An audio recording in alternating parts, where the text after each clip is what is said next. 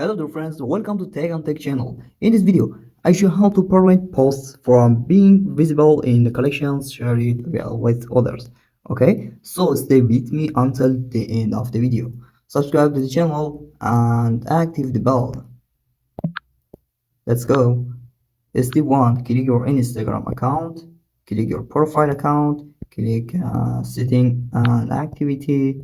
After click setting and activity, click share it and remixes. Okay, I click sharing and remixes. After click this option, allow posts to be visible in collections sharing with others.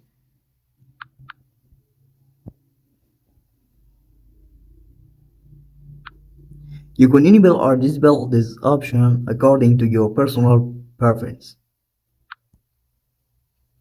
Turn off, turn on. What is it? Please like the video and subscribe to the channel Tech and Tech.